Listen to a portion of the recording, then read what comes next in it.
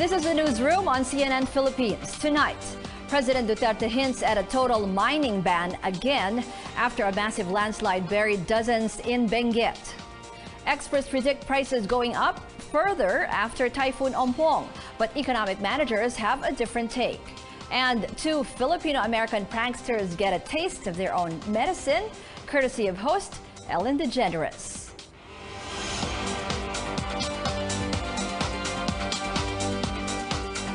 Hello and welcome. I'm Ruth Cabal. Thanks for joining us.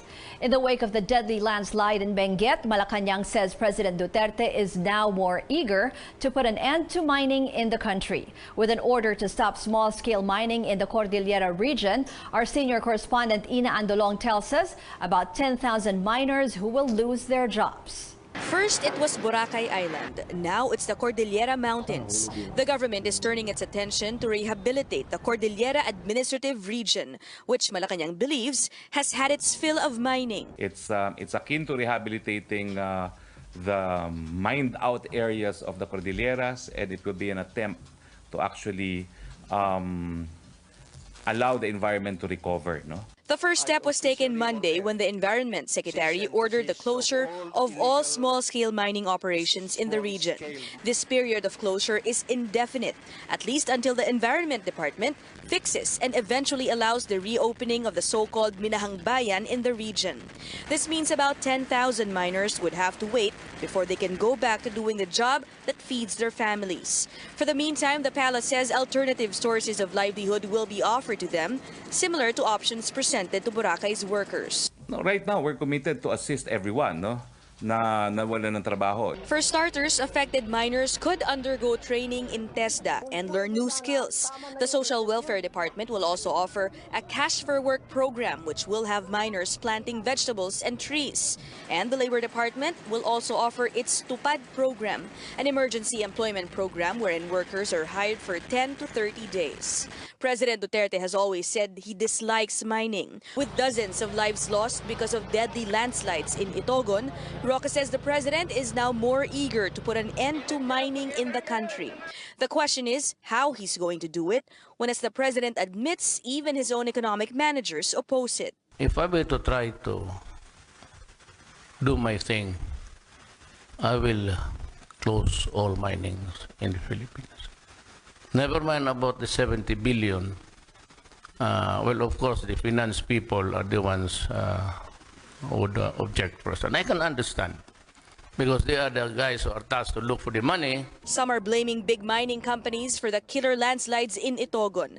The companies allegedly halted up their operations without properly restoring the environment, leaving an unsafe mining site that was dangerously tempting for small-time miners. Malacanang isn't pointing fingers right now, saying the ongoing rescue operation is their priority. Ina Andolong, CNN Philippines.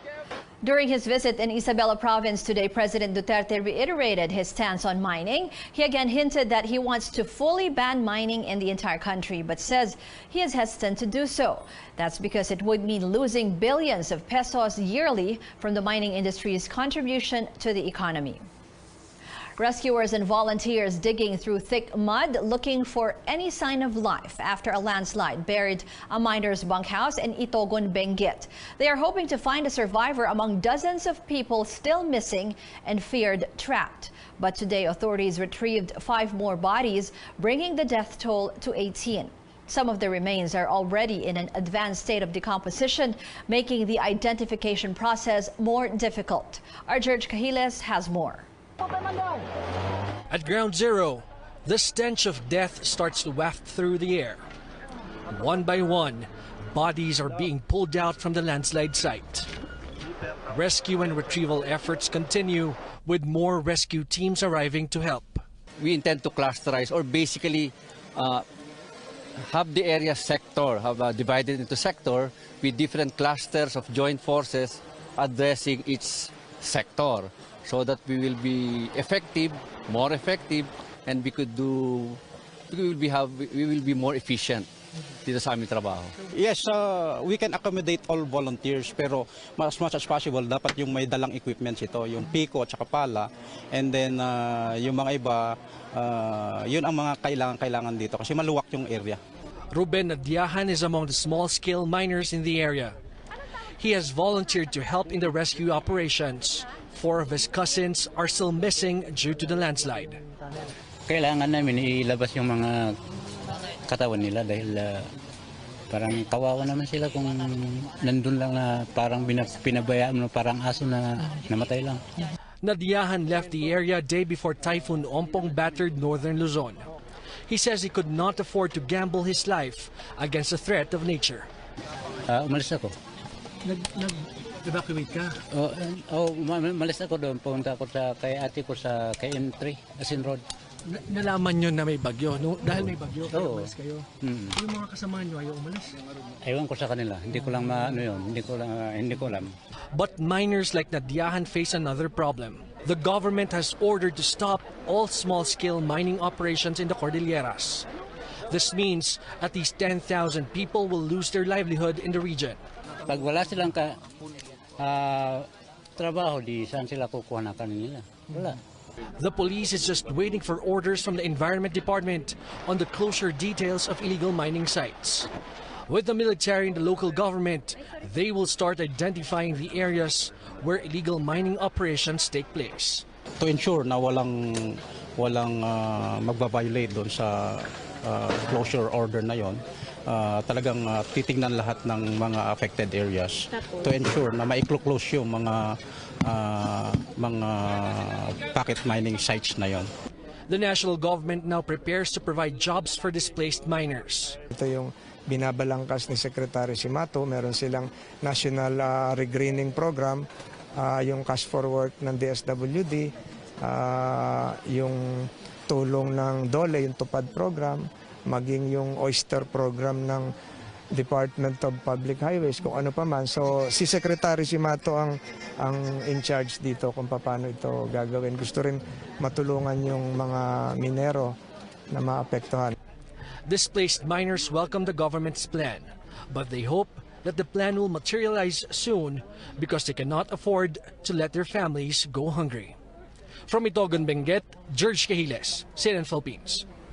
An expert tells CNN Philippines Itogon is highly susceptible to landslides, and it's important for residents to know which areas are safe.